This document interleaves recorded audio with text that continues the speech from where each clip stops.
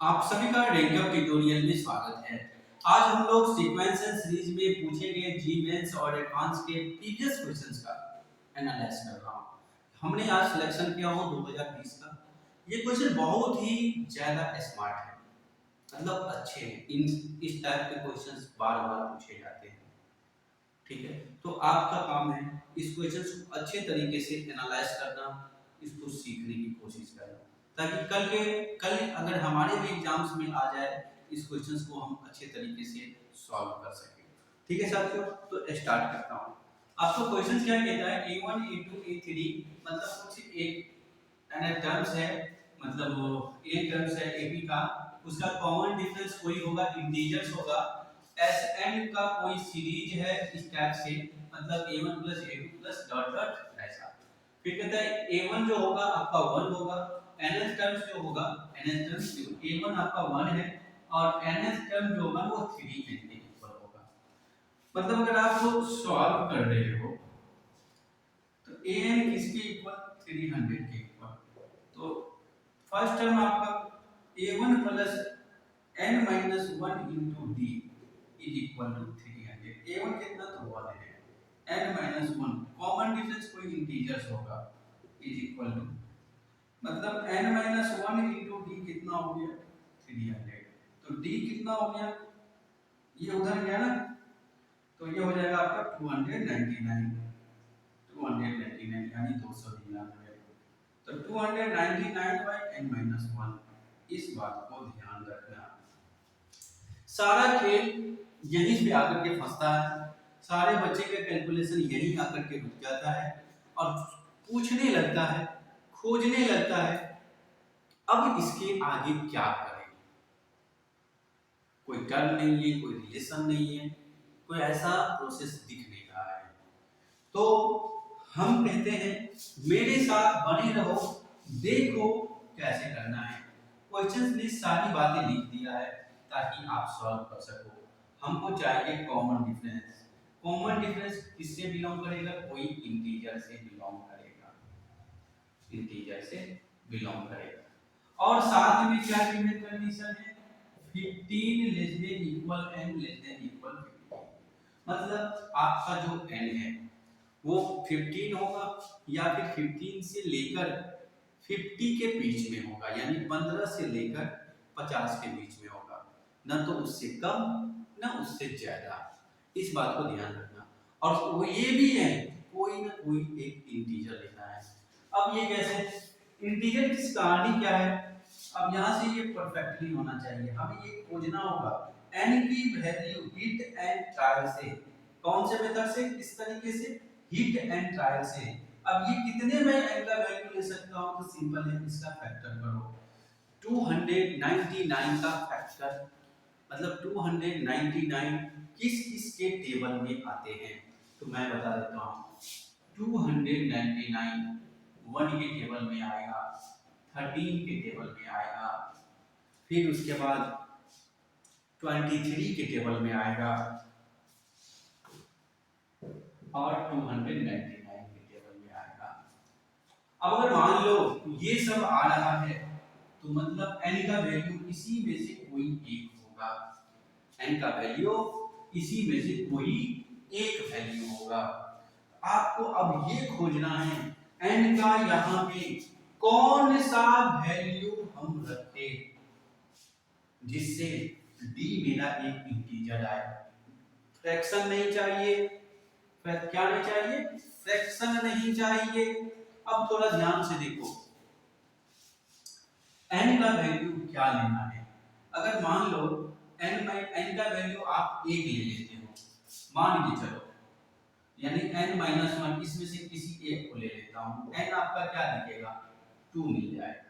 अगर इसको 2 से डिवाइड करोगे तो क्या होगा, मतलब कोई अनाप नंबर मिल जाएगा, मतलब फ्रैक्शन में आ जाएगा।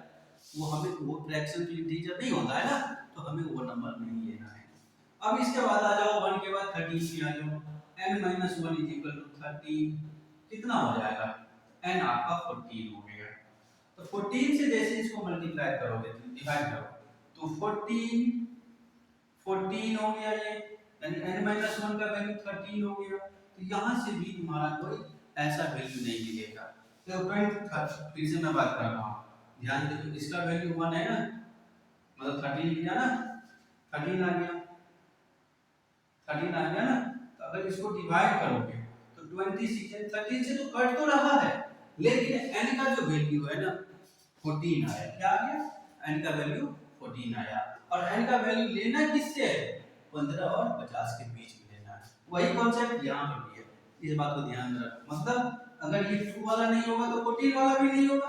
अब आगे बढ़ो, इसके बाद और आ रहा है 23 के फैक्टर में 299, यानी n-1 आप ले लो 23, मतलब इसका वैल्यू 23 देगा तो ये कट जाएगा। अब आगे बढ़ो, n आपका कितना हो गया? 24 हो गया। तो d आपका क्या मिला? फ्रॉम पुट कर दो, put n is equal to 24 in equation first, d मिल जाएगा कितना? 299, 23 कितना हुआ? 21, 3 1 जा 1 और ये फिर 1, यहाँ से 6 3, मतलब d मिलेगा तुम्हारा 13 मिलेगा। अब ये तो आ गया, अगर यहाँ तक सॉल्व हो गया तो इसके आगे भी आप सॉल्व कर सकते हो, ऐसा नहीं है, मुझसे पूछने की जरूरत नहीं है, आप खुद स्मार्ट हो। n आपका कितना है? 24 है। n आपका कितना है? तो 24 है, इस वैल्यू को याद रखना। अब सर ये 229 पे आपने क्यों नहीं चेक किया? अरे बच्चा, यहाँ पर कह रहा है n का वैल्यू 15 और 50 के बीच में ही लेना, और कहाँ 293, कितना हो जाएगा? जमीन आसमान का अंतर नहीं है, इसीलिए उसको चेक करना हमने मुनासिब समझा है नहीं, ऑलरेडी मैंने दो कॉन्सेप्ट दे दिया था। चलो यहाँ से हम सबसे पहले क्या निकालेंगे? इस वाले फॉर्म को, s n-4, n कितना है? 24 है ना, ये हो गया s20, मतलब 20/2, 20/2 और 2a, a कितना है आपका? मतलब फर्स्ट 1 है, तो 2 into 1 प्लस n-1, n कितना हो गया? n आपका कितना है? n तो यही होगा ना, तो 20 - 1 यानी 19, और d आपका 3 है, इसको काटेगा तो 10, तो 10 into 2 प्लस 13 को 13 से मल्टीप्लाई करेगा ना, 13 को 13 से, तो 249 होगी, 7 होगा। अब इसको मल्टीप्लाई करेगा तो 24 ऐड करने के बाद तो ये हो गया 2490 हो गया। अब इसके बाद a4 an-4 निकालेगा, तो a1 प्लस 20 माइनस, थोड़ा ध्यान से इसको हटाता हूँ, n का वैल्यू रखेगा 24, तो ये हो गया a20। अब सीधी सी भाषा है, इसका निकालो, a20 को कैसे लिखता हूँ हम लोग? a1 plus 20 minus 1 into d, a1 आपका 1, ये 19 और d कितना? तो 13, ये कितना आ रहा है? 1 प्लस, इसको मल्टीप्लाई यही करके लिखता हूँ 247 इक्वल में कितना? 248। हमसे पूछ क्या रहा था? कह रहा था ऑर्डर्ड पेयर, तो ऑर्डर्ड पेयर तुम्हारा कितना हो जाएगा? यहाँ लिख देता हूँ SN4, मतलब 2490 कॉमा an-4 मतलब 248, ये आंसर हुआ। तो कहाँ है? ये है ऑप्शन नंबर डी आपका सही है। देखो ये सब क्वेश्चन ना बहुत ही ज्यादा पूछे जाते हैं, आप देखोगे क्वेश्चन सेट उठा करके देखोगे ना तो ढेरों सारे क्वेश्चन पूछे गए हैं, ठीक है? तो इस सब टाइप के क्वेश्चंस को आप प्रैक्टिस करो, अगर इसमें कहीं पर दिक्कत है तो आप हमें कमेंट करो, उस चीज को मैं फिर से रिवाइज कराऊंगा, ठीक है साथियों? अगर मेरा वीडियो कैसा लगा है, अच्छा लगा है तो मेरे चैनल को लाइक करो, शेयर करो, सब्सक्राइब करो। मिलेंगे साथियों अगले वीडियोज में एक और अगले क्वेश्चंस में, क्यूबैक क्यू के क्वेश्चंस में। तब तक के लिए हमें दीजिए इजाजत। जय हिंद, जय